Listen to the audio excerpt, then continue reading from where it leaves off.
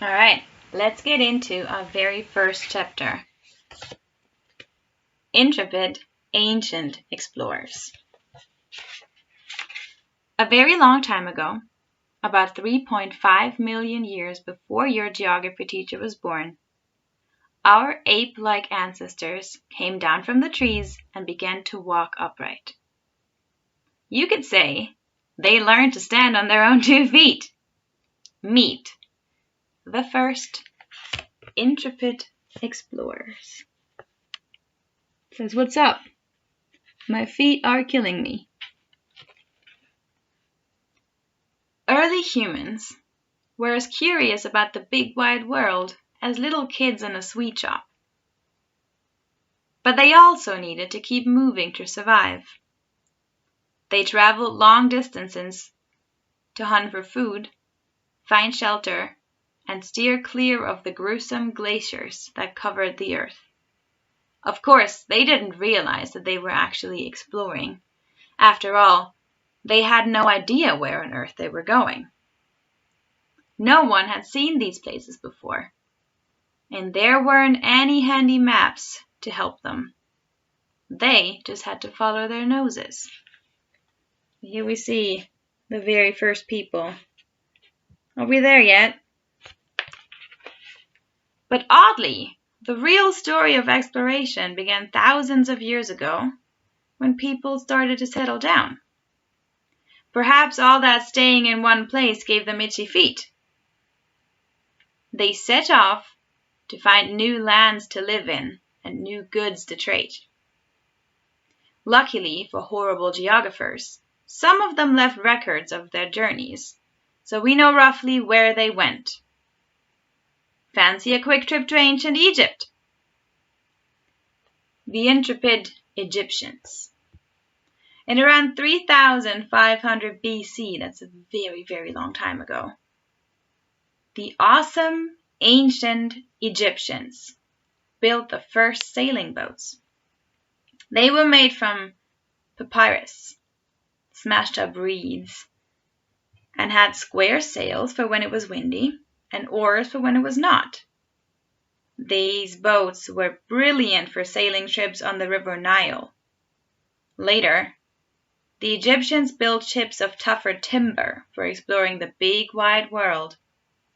Destination, Punt. There was one place in particular which the Egyptians loved to visit. It was called Punt, and legend said it was the land of the gods. The streets of Punt weren't just paved with gold. Oh no! Punt was crammed full of precious ebony, a dark type of wood, ivory, baboons, leopards, myrrh, and frankincense. That's the smelly stuff burned in Egyptian temples.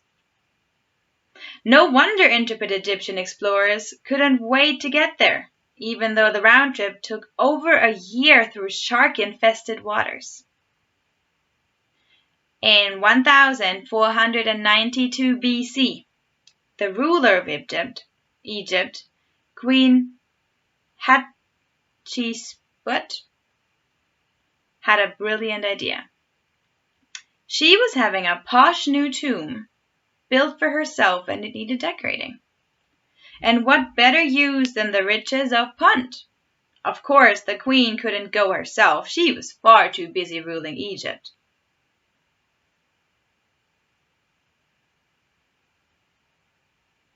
Instead, she sent a fleet of 5 ships and 250 sailors to search for the legendary land. But pinpointing Punt wasn't all plain sailing, you see. Since the last voyage there 500 years before, its precise location had been forgotten, and it was 2 grueling years before they finally found it again. Luckily, the sailors brought back boatloads of priceless treasures, and the queen was as pleased as Punch. So pleased, in fact, that she had the walls of her tomb decorated with scenes from the epic voyage. So here you can see the scenes of their voyage. that the queen had. And she says, never was the like brought back to any ruler since the world began. And her paintings in her tomb. The globe-trotting Greeks. The ancient Greeks were real clever dogs. They were always dreaming up brilliant new theories to explain how the world went around. For instance, they guessed the Earth spun on its axis and moved around the sun. But it wasn't until the 17th century that anyone believed them. So you see, they said it before, but nobody wanted to believe them. And he says, if I say I believe you, can I go play? They worked out that the Earth was round when everyone else thought it was flat. Yeah, people really believed if you went too far one way, you'd plummet off the edge. Here we go. Just taking the dog for a walk. And we see the dog falling off the edge of the Earth. They calculated the size of the Earth within a few hundred kilometers or so, long before anyone else did. Pretty impressive, huh? Of course, the ancient Greeks also had some very strange idea about geography. For example, they sailed happily around the Mediterranean Sea, fighting wars and exploring foreign countries. And they knew that the Great Western Sea, that's the Atlantic Ocean to you and me, lay beyond the Med. But would they sail into the Western Sea itself? No way! They were too bloomin' scared. It was too wild and stormy, they said, and full of terrible sea monsters who liked eating sailors for lunch. So there. Now you see them.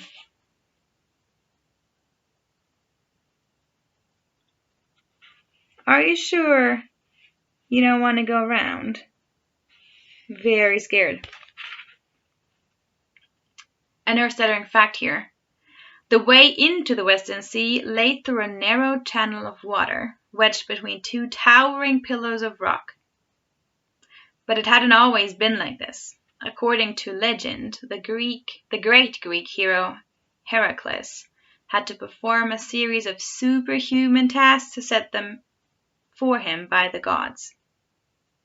Setting off on one of his amazing adventures, he found his way out of the Med blocked by gigantic rocks.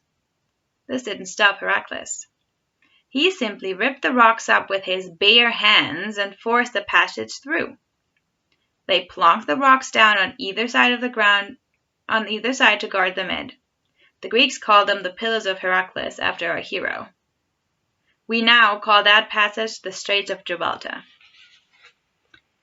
It needed a horribly hardy explorer to follow in Heracles' footsteps.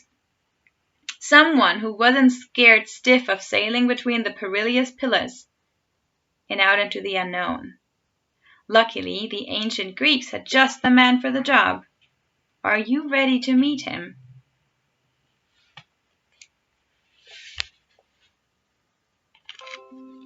Pythias.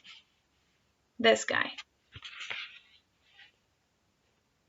Pythias was born in Marseille, France. Though in those days Marseille was called Massalia and was part of ancient Greece. Marseille was a bustling port, and perhaps it was seeing all those ships that gave Pythias a taste to travel. No one knows much about Pythias' life or his family, or exactly when he lived, but we do know that he was a genius at geography and astronomy, and so he must have gone to school. And there we see him in school, a real know-it-all. Not again, he always gets it right. In around 330 BC, Pythias made an astonishing voyage to the very edge of the known world. At least that was his story, and he was sticking to it. And here's a map of the route that he said that he took. So, big route. All over, really. Here's Iceland and Norway. This is Europe. So he said he went with 2 of 3 ships. Plucky Pythias left Marseille on the journey of a lifetime. He sailed out between the perilous pillars of Heracles and into the wild western sea. Then he headed north around the west coast of Europe until he reached Britain, and then sailed all the way around it. And then from Scotland, Pythias headed even further north to an island he called Thule. Horrible geographers think this mysterious island was Iceland. Turning south again, he crossed the Irish Sea, and then it was time to head for home sweet home. So, big, huge travel he did there all around Europe. Tall tales are true stories. Even though Pythias was the first Greek ever to explore that far north, no hero's welcome greeted him when he finally arrived home. And no fame or fortune either. Why? Well, nobody believed a word Pythias said. They scoffed at his stories and accused him of telling a pack of lies. Here's what one of his critics said when he'd stopped sniggering. Any man who has told such great falsehood about the known regions would hardly, I imagine, be able to tell the truth about places that are not known to anybody. How on earth could poor Pythias convince them that he was telling the truth? He decided to write down everything he'd seen and called his book Description of the Ocean. But that didn't do the trick. Sadly, no copies exist today, but Polybius, another Greek, read it, and this is what he thought. Pythias said that all the seas around Thule are covered in wobbly jellyfish. Very fishy. He should have had his eyes tested before he left Greece. He also says that in the far north the sun shines all night in summer but doesn't rise in winter at all. Now that is really going too far. Clearly, Polybius thought Pythias was a frightful fibber and didn't believe a word he had written. But incredibly, it turned out that Pythias had been telling the truth all along. Horrible geographers now know Pythias was right, although he probably didn't see any actual jellyfish. In winter, the sea around Iceland is covered in clear, round blobs of pancake ice that could look like jellyfish from a distance. As for the sun, he was right again. Pythias was describing the midnight sun. In the far north, in summer, it's daylight all the time, and in winter it's permanently dark. What happens is this. During the year, the Earth orbits around the sun. It also tilts over at an angle on its axis. And this means that the far north is tilted away from the sun in winter and towards in summer. Got all that? And here we see him. The pancake ice and the midnight sun. Of course, all of this was discovered far too late for poor Pythias. He spent the rest of his life trying desperately to prove that he was right. Fortunately, the Intrepid explorers in the next section didn't have that particular problem. No, instead, they had a rather rocky road to pass. Thousands of years ago, Europe and Asia were linked by ancient roads. Merchants traveled vast distances along them to buy and sell luxury goods. The most famous road of all was called the Old Silk Road. Though it was actually made up of several different routes across Asia and the Middle East into Europe. It was the way that precious silk from China reached Europe. Now here's a teacher teaser, but instead of you teasing me, I will be teasing you. Are you an old smoothie? Or are you always losing the thread? When I put up my hand, I'm going to smile my silkiest smile and ask you this harmless sounding question. Please, where does silk come from? Does it grow on trees? Is it spun by silk moth bugs? Or is it made in a silk factory? If you have watched this video till the very end, decide whether it's A, it grows on silk trees, B, it's spun by silk moth bugs, or C, it's made in a silk factory. Where does silk come from? And then write your answer as a comment to this activity.